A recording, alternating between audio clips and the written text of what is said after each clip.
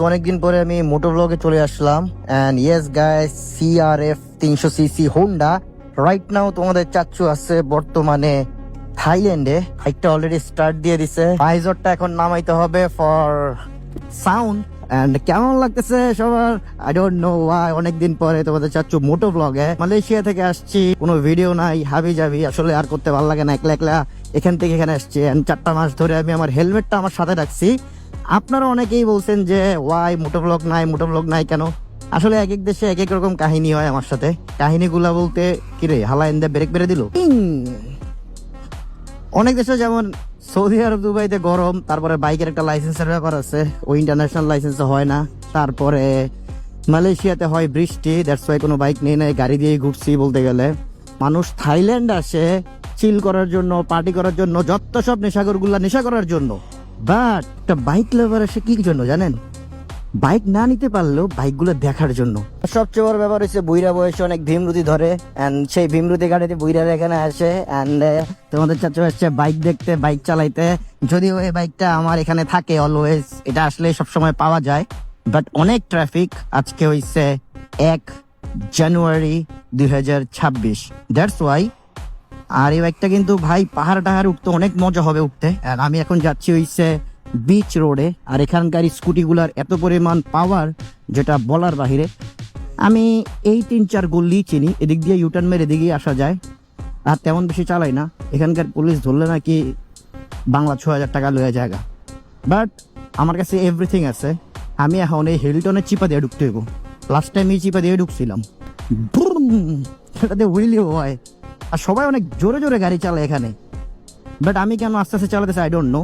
কালকে 31st নাইটে এই রোড ছিল পুরা ব্লক, এই বিচের মধ্যে মানুষ গিজ গিজ করতেছিল অ্যান্ড ফায়ার ওয়ার্কস হয়েছে ওই পানির উপর থেকে, দ্যাটস ওয়াই সবাই। আর এখানে প্রচুর পরিমাণে বাংলাদেশি আছে, আমার সাথে এটার মধ্যেও দেখা হয়ে গেছে অনেকের, যারা থাইল্যান্ড পাতায় তা আছে তাদের সাথে তো দেখা হচ্ছেই। সিরিয়াল হচ্ছে সব বাইক রেন্ট দেয়, সব সিরিয়ালে বাইক রেন্ট দেয়, ওই সামনে পর্যন্ত আরও আছে অ্যান্ড হিউজ পরিমাণ বাইকের কালেকশন এখানে। আই ডোন্ট নো আজকে হয়তো ওনারা নিয়ে বের হইতে পারে।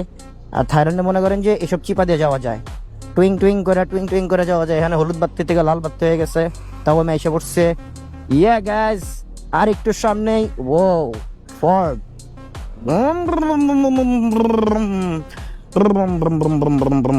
ফোরবিটা হইলে উইলি মারতে মারতে যেতাম। এখানে পোলা বান্ডি যায় 1000cc নিয়ে উইলি মারে।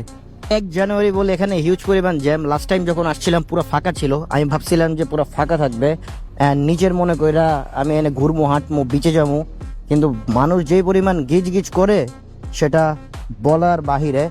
এখানে আমি সবচেয়ে বেশি ফ্যান কিসের জানেন? এই যে আফটার মার্কেট পার্টস লাগায় যে বাইকগুলো মডিফাই করে, তারপর কিছু কিছু গাড়ি আছে অনেক বেশি আফটার মার্কেটের পার্টস লাগায় মডিফাই করে, তারপর বিভিন্ন বিভিন্ন নতুন নতুন গাড়ির নাম জানা যায়, যেমন এইটা একটা দীপাল। বাইকের কাছাকাছি চলে আসছি, যেহেতু এই চিপা দিয়া না কোন চিপা দিয়া জানি বাইকগুলো আছে। আমার হোটেলের রোড ওই দিক দিয়ে। বেরোয় যাও ভাই, বেরোয় যাও।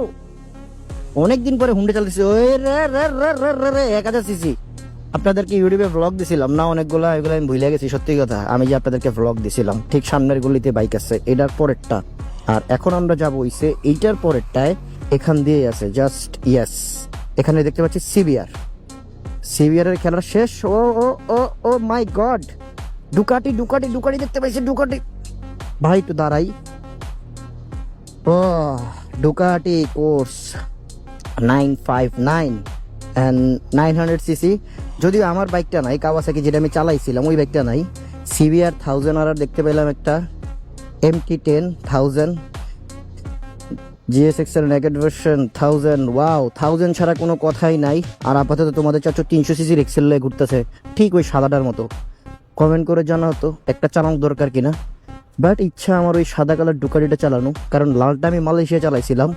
সামনে হয়তো আরো কিছু বাইক আছে, Z900, ইয়ে না কাওয়াসাকির খেলা।